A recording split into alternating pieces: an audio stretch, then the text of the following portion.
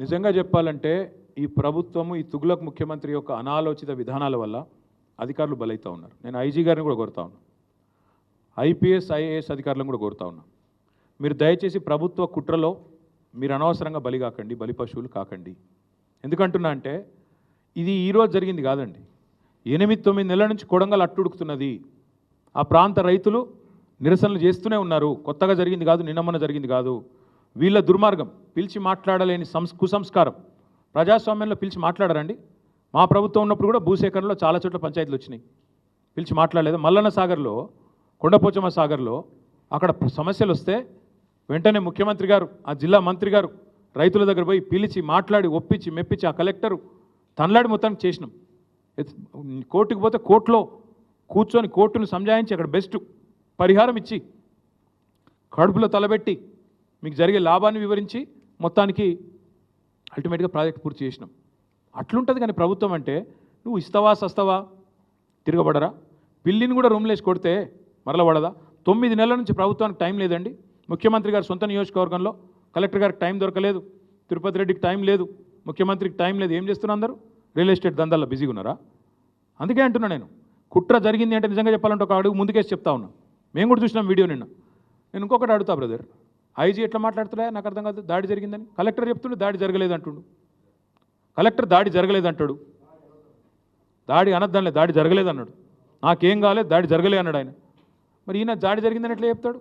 ఒక జిల్లా కలెక్టర్ ఏమో దాడి జరగలేదు అంటాడు, దాడి ఏం కాలేదంటాడు. ఈయన దాడి జరిగిందంటాడు. కుట్ర ఎక్కడిది అప్పుడు?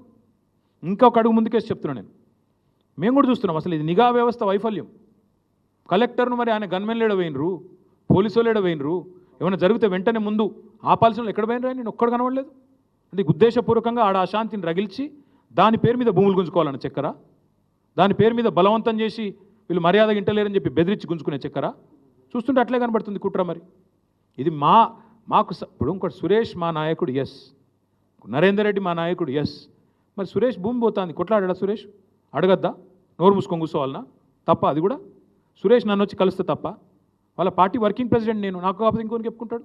వచ్చిండు చెప్పుకున్నాడు, ఆయన ఒక్కడు రాలే. 50-60 మంది రైతులు వచ్చిండ్రు. ఇక పెడతాడు ఐజీ గారు, మా మీద కేసు పెడితే పెట్టమని. నేను ఎందుకు వద్దంట? సురేష్ నన్ను వచ్చి కలిసిడే తప్పైతే నా మీద కూడా కేసు పెట్టమని. నేను ఎందుకు వద్దంట? పెట్టుకో. ఏమన్నా 40 నిమిషాలు చెప్పినా కాగా సీఎం వాడో పిచ్చోడు, 40 నిమిషాలు చెప్పిన. ఇంకెన్నిసార్లు చెప్పాలి నాకు అర్థం కాదు. 40 నిమిషాలు వివరంగా చెప్పిన, ఏం చేస్తావో చేసుకో అని చెప్పి. ఇంకేం చెప్పాలి? ఎన్నిసార్లు చెప్పాలి? ఏం ఫార్ములా అయ్యి? మనకి తెలిసిన ఒకటే ఒక ఫార్ములా, రియల్ ఎస్టేట్ ఫార్ములా. అది తప్ప ఇంకేం ఫార్ములా తెలియదు. ఆ రియల్ ఎస్టేట్ ఫార్ములా, బ్యాగులు మోసే ఫార్ములా, ఈ ఫార్ములాలు తప్ప వేరే ఫార్ములాలు అర్థం కావు. అది ఫార్ములా అయ్యి అంటే తెలుసా ఆయనకి? ఏమన్నా ఏం తెలుసు? ఏం మాట్లాడతాడు? ఊకే ఒకటేనా? ఇక ఇంకోటి బ్రదర్, నేను ఇంకోటి యాద్ చేస్తున్నా మీకు.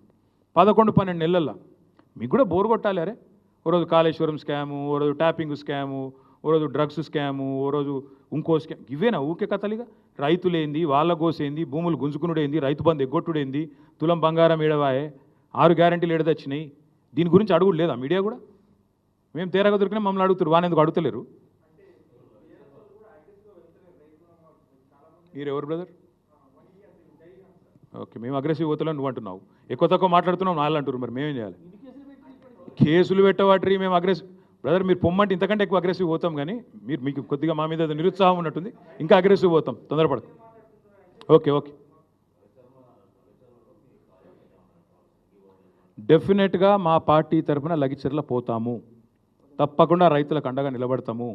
నిన్న మా నాయకులు మధుసూనాచారి గారు, శ్రీనివాస్ గౌడ్ గారు, మా పట్నం నరేందర్ రెడ్డి, అవినాష్ రెడ్డి గారు, వీళ్ళందరూ పోతే, మా ఎమ్మెల్సీలు నవీన్ కుమార్ రెడ్డి గారు అందరూ పోతే అరెస్ట్ చేశారు. తప్పకుండా పోతాం. ఆ లగిచెర్ల రైతులకు మేము అండగా ఫిజికల్గా నిలబడతాం, ప్రత్యక్షంగా ఉంటాం. వాళ్ళు న్యాయస్థానాల్లో కూడా వాళ్ళకి న్యాయం జరిగేదాకా కొట్లాడతాం. అది కూడా చెప్తున్నాను. ఇలా ఒకటి మాత్రం పక్క, పీడిత వర్గాల పక్షాన, ఎవరైతే అణగారిన వర్గాలు ఉన్నారో వాళ్ళ పక్షాన మేము నిలబడతాం. అక్కడ ఉన్నదంతా గిరిజన రైతులు, వాళ్ళ భూములు పోతున్నాయని మొత్తుకుంటుందంతా ఇవాళ లంబాడ రైతులు, వాళ్ళకు అండగా మేము ఖచ్చితంగా నిలబడతాం. నేను చూసిన LHPS వాళ్ళు కూడా స్టేట్మెంట్ ఇచ్చారు, నేను స్వాగతిస్తున్నా. లంబాడ హక్కుల పోరాట సమితి నాయకులు కూడా స్టేట్మెంట్ ఇచ్చారు, నేను వెల్కమ్ చెప్తున్నా.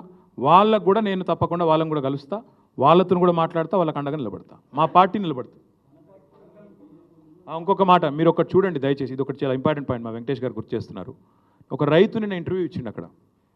ఇందులో ఒక BRS వాళ్ళే లేవు, కాంగ్రెస్ వాళ్ళ పొలాలు ఉన్నాయి, బీజేపీ వాళ్ళవి ఉన్నాయి, అందరివి ఉన్నాయి. పొలాల కాడ పార్టీలు ఏందా అని చెప్పి ఒక పెద్ద మనిషి రైతు, మీరు చూడండి వీడియో.